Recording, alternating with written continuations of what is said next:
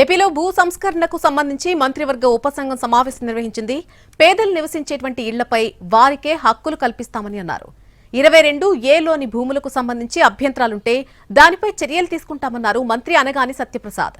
Assignment, దేవాలయ, వక్ఫ్ భూముల్లో ఇబ్బందులున్నాయని అన్ని సరళీకృతం చేసుకుని ముందుకు వెళ్తామని చెప్పారు. ఎందుకంటే మేము 17th ఫిబ్రవరి కూడా మేము నోట్ ఇచ్చాము. 22A ఏ ప్రైవేట్ భూమి కూడా ఉండడానికి విధులు లేదు.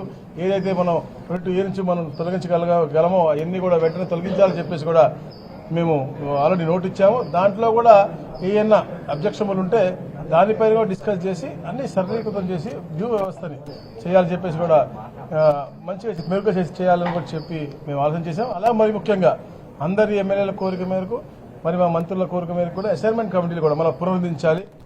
ఏదైతే అసైన్మెంట్ కమిటీలు ప్రభుత్వం వచ్చిన తర్వాత మనం రెన్యూ చేయలేదు, అది కూడా వెంటనే అసైన్మెంట్ కమిటీ కూడా వేయాలని చెప్పేసి జిఓఎం ఈరోజు డిసైడ్ చేసింది.